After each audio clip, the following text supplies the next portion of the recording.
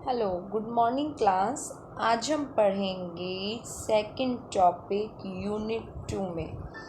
Clear. आपका जो module 2 है उसमें एप्लीकेशन ऑफ पार्शियल डिफरेंशियल में आज हम पढ़ेंगे सेकंड टॉपिक।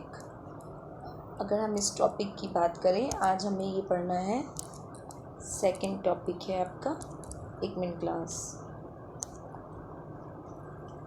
टॉपिक सेकंड है method of separation of variables. in this method ये सबसे ज़्यादा जो यूज़ होता है मेथड, ये वेरिएबल सेपरेबल करने के लिए यूज़ होगा। इसमें जो डिपेंडेंट वेरिएबल्स होते हैं is the product of two function. तो each of function involves only one of independent variable. तो so two ordinary equations are formed, right. तो इस मेथड्स में हमें method of separation of variables करना है।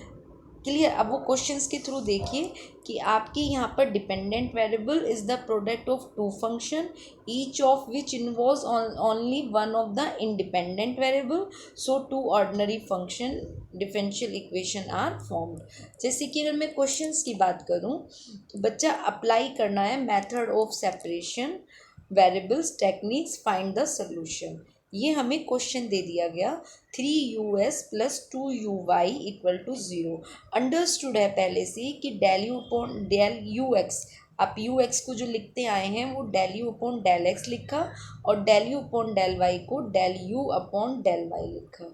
Clear class. ये आप स्टार्टिंग से ही करते हुए आ रहे हैं। अब इसमें हमें क्या करना है, क्वेश्चन में आप सबसे पहले आपने यहाँ पर उसको लिख दिया जो हमें वेयर करके दिया गया है। यू एस की जगह पे del u upon del x plus k 2 और यू वाई की जगह पर del u upon del y लिख दिया। अब आप यहाँ पे लेट कर लेंगे कि यू जो है आपका डिपेंडेंट वेरिएबल और इंडिपेंडेंट वेरिएबल, यानी आपके फंक्शन डिपेंडेंट वेरिएबल पर भी डिपेंड है। तो आप ये ऐसा लेट करके चलेंगे। हमने ये चीज़ लेट कर ली कि u is equal to capital x small x and capital y to small y, where x is function of x only and y is function of y only। ये मैंने यहाँ पे मेंशन कर दिया। अब आपकी ये पहली इक्वेशन हो गई और जो आपको गिवन है, और ये आपकी सेकंड इक्वेशन हो गई। अब जो सेकंड इक्वेशन का डिफरेंशिएट करेंगे पार्शली, वो विद रेस्पेक्ट टू एक्स करेंगे। तो अब आप इसका एक्स की रेस्पेक्ट में करिए, इसका एक्स की रेस्पेक्ट में पार्शल करेंगे तो del u upon del x आएगा, राइट, स्मॉल एक्स में। और capital del x upon small x, और वाई आपका कांस्टेंट रहेगा कैपिटल वाई। क्लियर। अब आप इसको कैपिटल वाई को ऐसे ना लिख के कैपिटल वाई लिख सकते हैं। क्लियर। कैपिटल वाई कांस्टेंट हो गया। ऐसे ही बच्चा आपने फिर y की रेस्पेक्ट में इक्वेशन 2 का पार्शली किया। अब इसका y की रेस्पेक्ट में करेंगे तो del u upon del y small में, और x आपका कांस्टेंट रहेगा, और ये आपका del y upon small del y capital के upon small partial del y. ये ध्यान रखिएगा। अब small del u upon del x की वैल्यू और small del u upon del y की वैल्यू इक्वेशन 1 में पुट कर देंगे। इसका मेथड सब जगह सेम है, ये आपको करने ही करने हैं इतने स्टेप जो मैं कर रही हूँ हर एक क्वेश्चन में। तो आपने जैसे इसके अंदर वैल्यू पुट करी तो बेटा ये तो आपकी थर्ड बन गई थी, ये आपकी फोर्थ बन गई थी। मैंने लिख दिया putting this value del u upon del x and del u upon del y from 3 and 4 से इन इक्वेशन 1। मैंने इक्वेशन 1 में इसको पुट कर दिया। अब जैसे ही मैंने 1 में पुट किया बच्चा, तो ये चीज़ ये आ जाएगी यहाँ पर, राइट, यहाँ पे ये आ गई और स्मॉल की जगह पर ये आ गई। क्लियर। अब जैसे इसमें स्मॉल आया फिर मैं क्या करूँगी बच्चा, इसमें डिवाइड, ये आपकी इक्वेशन 5 बन गई। ये तो आप ध्यान रखिएगा, इक्वेशन 1 आपकी गिवन होगी, लेट आप एक मानेंगे इक्वेशन को, उसका x की रेस्पेक्ट में पार्शल करेंगे वो 3 हो जाएगी, y की रेस्पेक्ट में करेंगे 4 हो जाएगी, फिर इन वैल्यूज़ को पुट कर देंगे तो ये आपकी 5 हो जाएगी। अब हम क्या करेंगे, इस इक्वेशन को बैलेंस करने के लिए हमने इक्वेशन 5 को x y से डिवाइड कर दिया ताकि हमारे वेरिएबल सेम हो जाए। तो जैसे ही हमने एक्स वाई से डिवाइड किया तो आपकी एक नई इक्वेशन बन गई। क्लियर। अब इस इक्वेशन को राइट हैंड साइड तो आपकी कांस्टेंट है, is a constant, constant for left hand side, so we take both equation are equal to k. एक आप कांस्टेंट के ले लेंगे। तो हमने क्या करा, इसको दूसरी साइड लेके गए और दोनों इक्वेशन को किसी कांस्टेंट के बराबर कर दिया। ये भी आप हर एक क्वेश्चन में करेंगे। अब ये फंक्शन और डिपेंडेंट और इंडिपेंडेंट वेरिएबल ये किसी कांस्टेंट के बराबर हो गया। क्लियर। ऐसे सेकंड वाला पार्ट ये किसी कांस्टेंट के बराबर हो गया। क्लियर। एक ये वाला पार्ट किसी कांस्टेंट के बराबर और ये वाला पार्ट किसी कांस्टेंट के बराबर, ऐसा आप करते हुए आए हैं। क्लियर। ये एक कांस्टेंट के बराबर और ये एक कांस्टेंट के बराबर। अब सॉल्व करिए बच्चा। Del x upon capital del x तो एक जैसे देंगे और k upon del x small एक साइड चला गया। ऐसे ही आपने इसमें करा, capital del y upon capital del y एक साथ रहेंगे और ये एक हो गया। अब यहाँ पे बहुत ध्यान से देखिएगा, मैंने इस वाले का इंटीग्रेट किया तो बच्चा log x आएगा, k अपॉन 3 और x आएगा और एक कांस्टेंट ऐड हो जाएगा। ऐसे ही मैंने इसका इंटीग्रेशन किया तो कैपिटल के log y आएगा, इंटीग्रेशन करूँगी तो y आएगा प्लस की c2 हो जाएगा। क्लियर। क्योंकि यहाँ पर log था बेटा, बहुत ध्यान से देखिएगा, यहाँ पर log था तो ये x हो जाएगा और बाकी टर्म e की टर्म में चला जाएगा। जैसे ही x होगा तो हम इसको लिख सकते हैं x इज इक्वल टू, तो log इधर अपोन में जाएगा तो वो e का रूप ले लेता है, तो a अपॉन के बाई 3x प्लस के c1। क्लियर। सिमिलर एज ऐसे ही आपका इसके लिए होगा, y के लिए। अब कैपिटल x और y बच्चा आपने कहाँ से निकाला था, बहुत ध्यान से ध्यान देना। कैपिटल x और y बच्चा आपका कहाँ पर था, इक्वेशन 2 में था। इसको आप कैपिटल x लिख सकते हैं और इसको आप कैपिटल y लिख सकते हैं। ये u इज इक्वल टू हो गया। x और y की वैल्यू आप यहाँ पर पुट कर देंगे। ये हमने x और y की वैल्यू पुट कर दी इक्वेशन 2 में। e में दोनों बेस समान है तो पावर्स क्या होंगी, ऐड हो जाएंगी बच्चा। हमने इनको ऐड कर दिया। जैसे हमने ऐड किया के तो हमारा कॉमन में आ गया, ये आ गया हमारा, राइट। ये टर्म्स हो गई। ई को फिर हमने अलग अलग कर दिया, फंक्शन के लिए हमने अलग कर लिया, बहुत ध्यान से समझिएगा। फंक्शन को हमने अलग कर लिया और कांस्टेंट के लिए हमने अलग कर दिया। क्लियर। और अब हमने इसको पूरे को एक, जो ये C1 प्लस C2 था इसको हमने कैपिटल A ले लिया, B ले लो, C ले लो, D ले लो, F ले लो। ये तो मैंने आंसर से मैच करने के लिए A ले लिया। आप जब प्रैक्टिस करते रहेंगे तो आपको पता चल जाएगा कि मुझे A लेना है या B लेना है। क्लियर। और ये मेरा फंक्शन आंसर के अकॉर्डिंग मिलना चाहिए, फंक्शन में कोई चेंजेस नहीं होने चाहिए। क्लियर। इस तरीके से ये आपका आंसर आ गया। तो इस तरह से आपको वेरिएबल सेपरेबल करने हैं। अब एक क्वेश्चन में देखिएगा, सब जगह एक ही चीज़ें हैं। ये रहा, ये आपका क्वेश्चन है, solve the following question by method of separation से करना है। आपने ये इक्वेशन आपको दी गई थी, ये आपकी 1 हो गई। आपने, क्योंकि यहाँ पर जेड दिया गया है तो फंक्शन भी आप जेड में ही लेंगे। यहाँ पर देखिए पीछे स्लाइड में, यहाँ पे फंक्शन आपको यू में दिया गया था, क्वेश्चन यू में दिया गया था, तो लेट भी आप यू की फॉर्म में मानेंगे लेफ्ट हैंड साइड में। यहाँ पे आपको जेड में दिया गया है तो आप यहाँ पर जेड की फॉर्म लेंगे बच्चा। तो मैंने यहाँ पे जेड की फॉर्म में कैपिटल, इसको हम लिख सकते हैं और करके, z is equal to capital x and capital Y.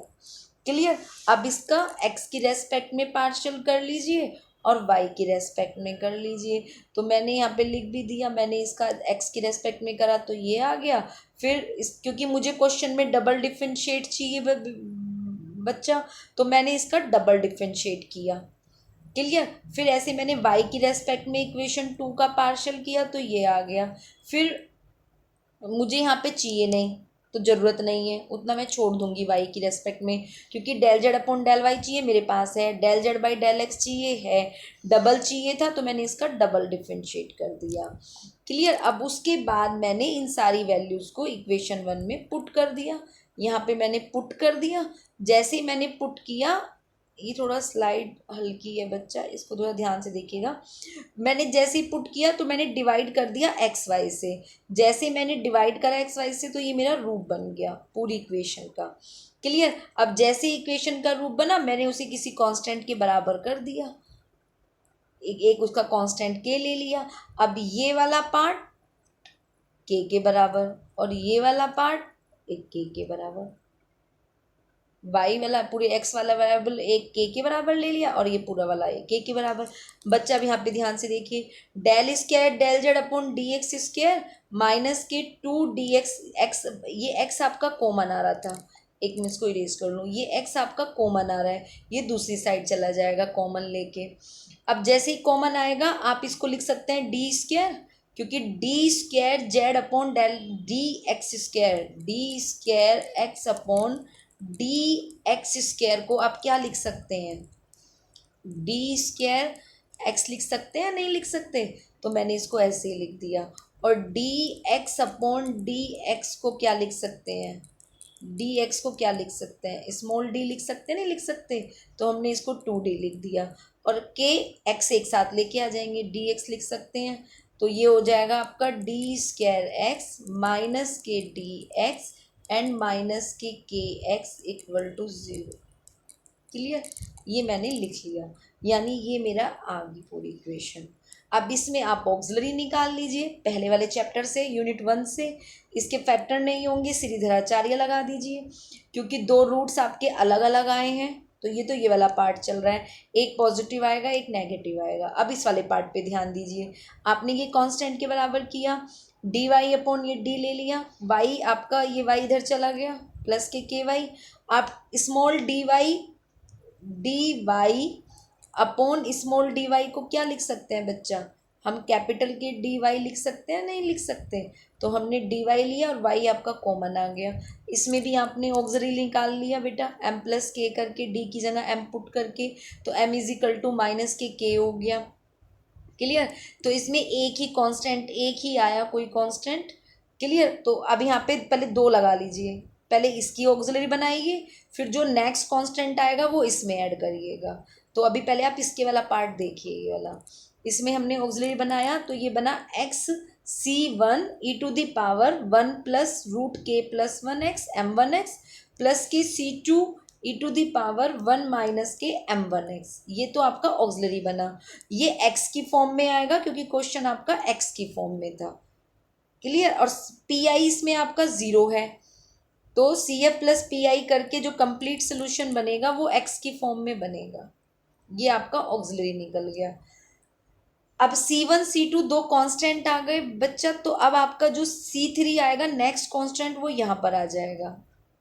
ये देखिए, अब यहाँ पे m is equal to minus k आया था, तो इसका जो ऑक्सिलरी बनेगा वो C1 e⁻ माइनस के m1x, यानी m1 के y, क्योंकि इक्वेशन y में है तो यहाँ पे y लेंगे, x में होगा तो x लेंगे।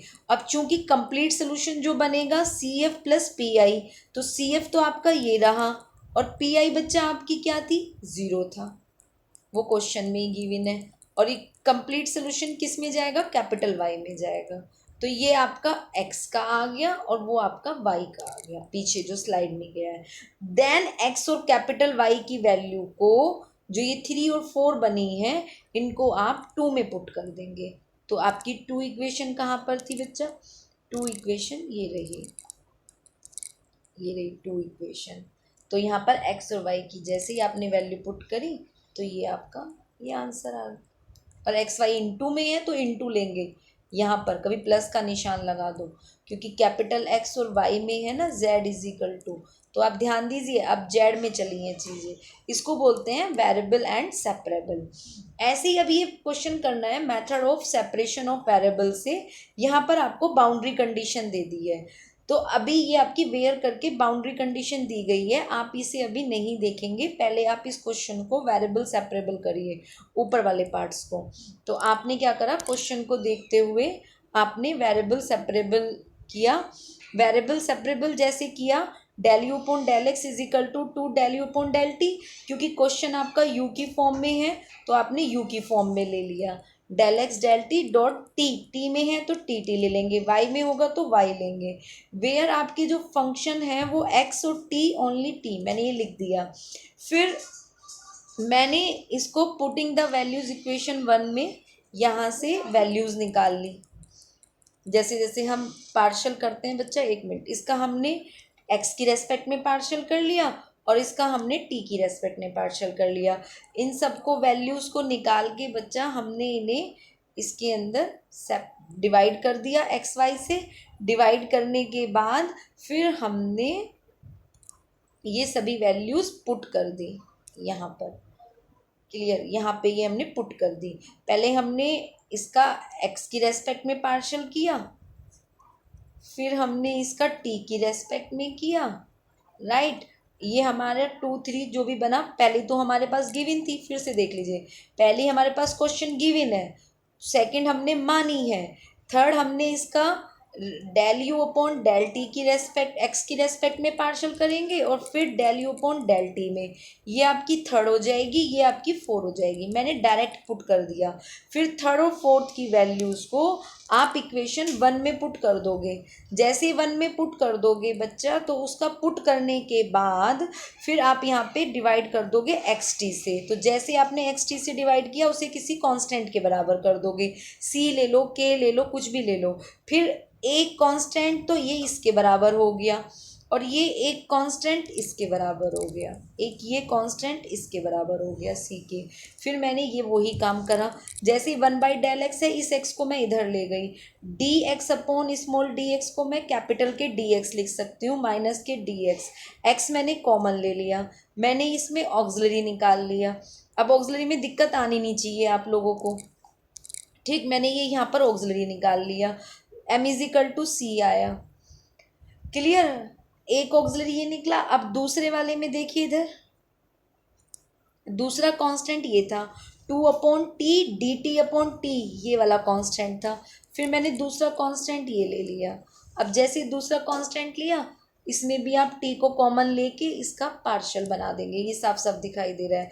फिर d कैपिटल T/dt जो है वो आपका कैपिटल dt हो सकता है, ये t हो गया।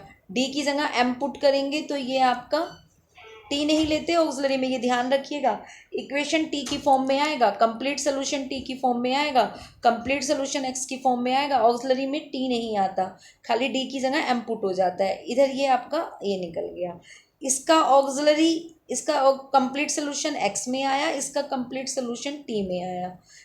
टी और एक्स टी की वैल्यू u = इक्वेशन 2 में पुट कर देंगे। इक्वेशन 2 आपका ये रहा, ये रहा इक्वेशन 2। इसको आप और करके एक्स टी भी लिख सकते हैं, u = क्लियर। अब जैसे ये हुआ बच्चा, उसके बाद आपने यहाँ पे बाउंड्री कंडीशन अप्लाई करी, ये आ गया। ए बी ई की टर्म्स आपकी ऐड हो जाएंगी, ये ई की टर्म्स आपकी ऐड हो जाएंगी। स्लाइड थोड़ा छोटी रह गई, सॉरी क्लास, पर मेहनत पूरी थी, ये मतलब बाय मिस्टेक हुआ है। अब यहाँ पे आपने बाउंड्री कंडीशन लगाएंगे। अब बाउंड्री कंडीशन क्या थी आपकी, यहाँ देखिए, ux0 = e⁻3x, यानी क्वेश्चन आपका x और t की फॉर्म में है, तो इसका मतलब है t की वैल्यू आपकी 0 है। तो आपने यहाँ पर क्या करा, t की वैल्यू 0 पुट कर दी। जैसे ही आप यहाँ पर t की वैल्यू 0 पुट करेंगे, ये बच्चा है u = मैं बड़ा करने के लिए लिख दूँ, 1 मिनट क्लास में थोड़ा सा टाइम चाहिए आपका। अगर मैं इसको ऐसे लिख दूँ, u = ab e⁻cx plus 1/2 c-1 और t, राइट। ये है एक तरीके से, t की वैल्यू 0 है बाउंड्री कंडीशन में, ये रहा t की कंडीशन 0 है, क्योंकि क्वेश्चन तो वेरिएबल फंक्शन तो आपका x और t है ना। तो यहाँ पे t की वैल्यू जैसे पुट करेंगे 0, तो ये आपका क्या क्या आएगा, और u = जो पूरा फंक्शन था वो है e⁻3x, यानी t तो हो गया 0 और ये पूरा फंक्शन ये हो गया। अब मैंने इसमें यहाँ पे यही पुट करा, यहाँ पर ये रहा। u की जगह तो बच्चा मैंने लिख दिया, ये u की जगह तो लिख दिया मैंने ये e⁻3x, और t मैंने यहाँ पे 0 पुट कर दिया, यहाँ पर मैंने t 0 पुट कर दिया। तो जब मैं यहाँ पे 0 पुट करूँगी तो ये पूरा तो 1 हो जाए, वो हो जाएगा 0 ही हो जाएगा, तो खाली ये वाली चीज़ बचेगी, तो ये बच गई चीज़, ठीक। अब यहाँ से कंपेयर करिए, ये है e⁻cx, यहाँ पर ये e⁻cx है और ये e⁻3x है। कंपेयर करिए, c = -3 हो गया और ab = 6 हो गया, राइट। अब मैं इसको मिटा दूँ, अब जैसे ही मैंने यहाँ पे कंपेयर किया तो ए बी तो 6 आ गया, मैंने यहाँ पे ए बी की वैल्यू तो 6 पुट कर दी, और सी की वैल्यू है आपकी -3, यहाँ पे मैंने -3 पुट कर दी। बच्चा ये आपका आंसर आ गया। क्लियर? तो इस टाइप से हमें ये क्वेश्चंस करने हैं। और अब आपको ये एक होमवर्क दिया है मैंने, जहाँ पर मैंने बाउंड्री कंडीशन दी है और क्वेश्चन दिया है। इसका एक रूप ये आएगा और एक की टर्म को सॉल्व करके ये आएगा। अगर ना हो तो आप मुझसे पूछ जरूर लीजिएगा, क्योंकि ये डाउट ना रह जाए, प्रॉब्लम ना रह जाए। इनके सोल्यूशन ना हो तो बिना हेजिटेट करे हुए सबसे पहले यही बोलिए कि हमारे से होमवर्क नहीं हुआ, हमें बता दीजिए। Okay class, thank you so much.